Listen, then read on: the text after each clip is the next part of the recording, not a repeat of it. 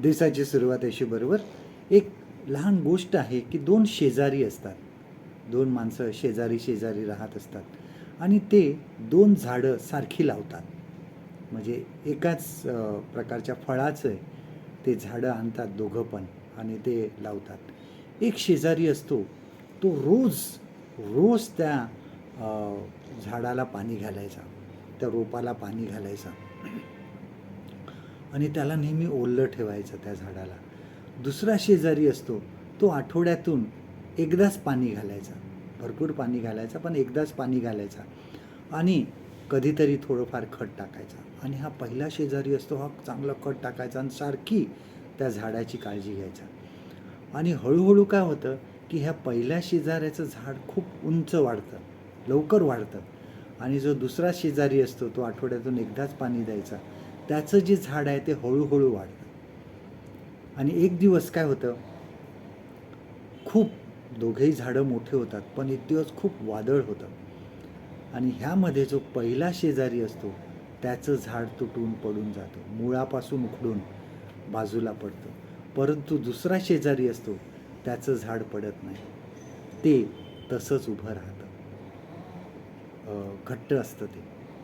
आणि मग ह्या पहिल्या शेजाऱ्याला खूप आश्चर्य वाटतं आणि तो जाऊन सांगतो, विचारतो की हे असं कसं झालं, मी तर रोज पाणी टाकायचो, रोज खत टाकायचो आणि तू तर आठवड्यातून एकदाच पाणी टाकायचा आणि कधीतरी खत टाकायचा, मग तुझं झाड एवढं मजबूत कसं राहिलं?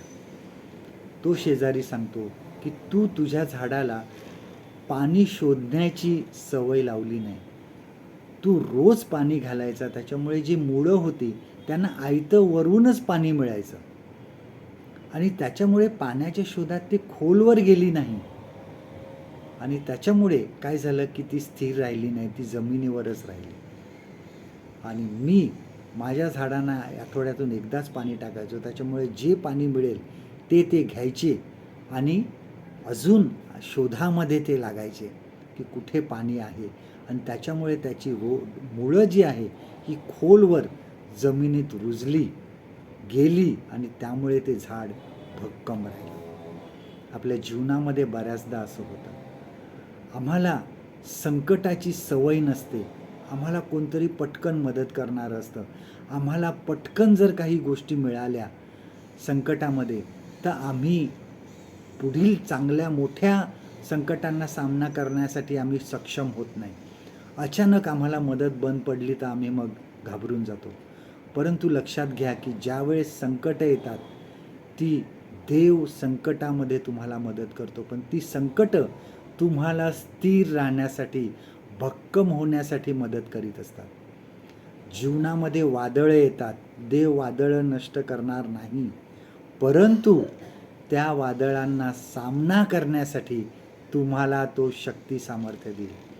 ज्यावेळेस तुम्ही तसे उभे राहता संकटामध्ये, परीक्षांमध्ये सामना करायला समर्थ होता संकटांचा, अशा वेळेस तुम्ही जीवनामध्ये स्थिर आणि भक्कम राहता, तुमचा विश्वास मजबूत होतो आणि तुम्ही आध्यात्मिक जीवनामध्ये पुढे जाता.